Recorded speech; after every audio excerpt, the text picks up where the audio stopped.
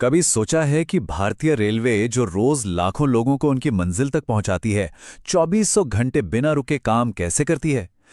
इसका एक बहुत बड़ा राज छिपा है रेलवे सेवक कार्य के घंटे एवं विश्राम की अवधि नियम 2005 में।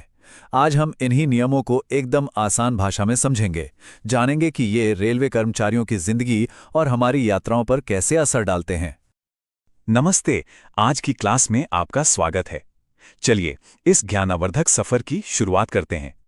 आज हम क्या क्या कवर करने वाले हैं उस पर एक नजर डालते हैं। सबसे पहले हम इन नियमों के मकसद और दायरे को समझेंगे। फिर रेलवे कर्मचारियों के 4 अलग-अलग वर्गीकरणों के बारे में जानेंगे। इसके बाद एक चार्ट की मदद से सारी जानकारी को एक साथ देखेंगे, कुछ खास शब्दों का मतलब समझेंगे और आखिर में देखेंगे कि इन नियमों को असल में लागू कैसे किया जाता है। किसी भी चीज को समझने के लिए उसकी नींव को समझना जरूरी है। तो चलिए सबसे पहले ये जानते हैं कि इन नियमों को बनाने की जरूरत ही क्यों पड़ी और ये नियम किन लोगों पर लागू होते हैं। देखिए, ये नियम एक तरह का संतुलन बनाते हैं।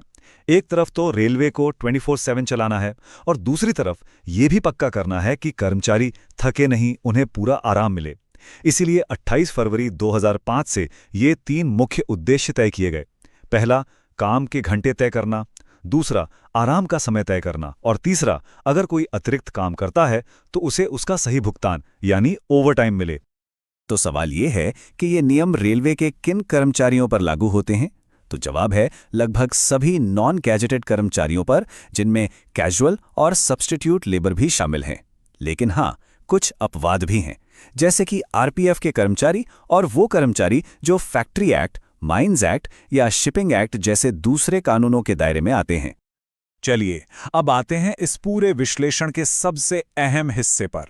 जैसे एक क्रिकेट टीम में अलग अलग तरह के खिलाड़ी होते हैं, वैसे ही रेलवे कर्मचारियों को भी उनके काम के हिसाब से 4 टीमों यानी 4 श्रेणियों में बांटा गया है। आइए एक एक करके इन सभी से मिलते हैं। हमारी पहली और सबसे ज्यादा फोकस की मांग करने वाली टीम है इंटेंसिव यानी गहन।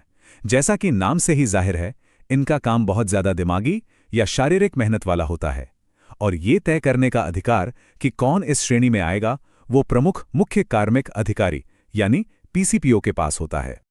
तो गहन होने का मतलब क्या है? इसका सीधा सा मतलब है कि 8 घंटे की ड्यूटी में 1 घंटे से भी कम का आराम, मतलब लगातार काम, चाहे वो दिमागी हो या शारीरिक। इसीलिए इनके काम के घंटे कम होते हैं। हफ्ते में 42 से 45 घंटे और कम से कम 30 घंटे का लगातार आराम जरूरी है। ट्रेन कंट्रोलर या मोटरमैन इसके बेहतरीन उदाहरण हैं। अब मिलते हैं हमारी दूसरी टीम से, कंटिन्यूअस यानी निरंतर। ये रेलवे की रीढ़ की हड्डी हैं। स्टेशन से लेकर पटरियों तक आपको इस टीम के सदस्य हर जगह मिलेंगे, जो ये पक्का करते हैं कि रेलवे का पहिया हमेशा घूमता रहे। निरंतर श्रेणी के कर्मचारियों को गहन वालों के मुकाबले थोड़ा ज्यादा काम करना पड़ता है, हफ्ते में 48 से 54 घंटे।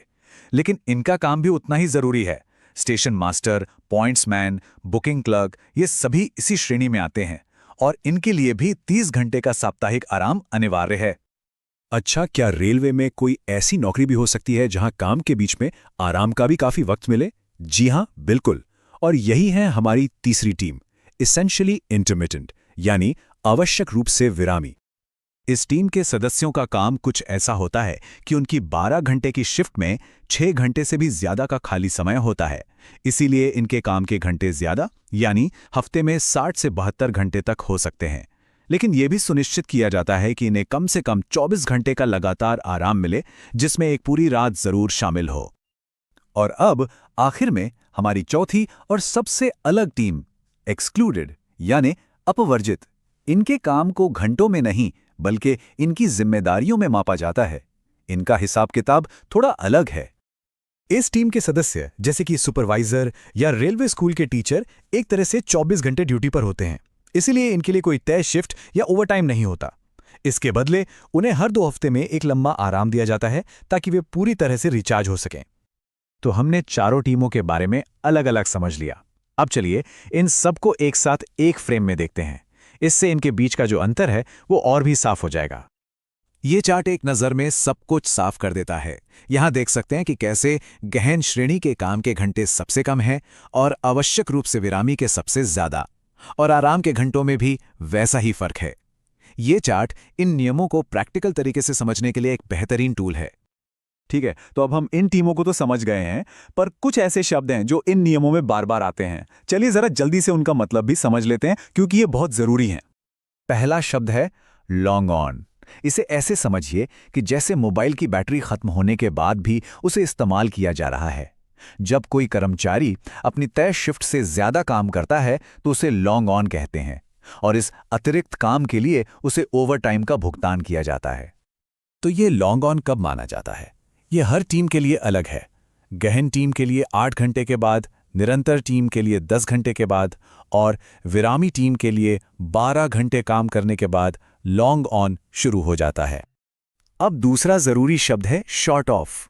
सोचिए किसी को जरूरी आराम पूरा करने से पहले ही ड्यूटी पर वापस बुला लिया जाए, बस इसी को शॉर्ट ऑफ या विश्राम भंग कहते हैं। ये एक गंभीर बात है, इसीलिए जितने आराम की कटौती हुई उसकी भरपाई ओवरटाइम की दरों पे की जाती है। यहां भी साफ साफ सीमाएं तय हैं। अगर गहन कर्मचारी को 12 घंटे से कम, निरंतर को 10 घंटे से कम या विरामी को 8 घंटे से कम का आराम मिलता है तो उसे शॉर्ट ऑफ माना जाएगा। देखिए, नियम बनाना एक बात है और उन्हें सही से लागू करना दूसरी। तो चलिए हमारे आखिरी और सबसे जरूरी सेक्शन पर चलते हैं। ये कैसे पक्का किया जाता है कि ये नियम सिर्फ कागज पर ही ना रह जाएं? पारदर्शिता और जवाबदेही इन नियमों की आत्मा है। इसीलिए 2 चीजें बहुत जरूरी हैं। पहली, हर चीज का रिकॉर्ड रखना, मतलब रजिस्टर मेंटेन करना, जैसे हाजिरी, overtime, long on, short of, सब कुछ। और दूसरी, सारी जरूरी जानकारी को नोटिस बोर्ड पर लगाना ताकि हर कर्मचारी अपने अधिकारों के बारे में जानता हो। सब कुछ एक खुली किताब की तरह।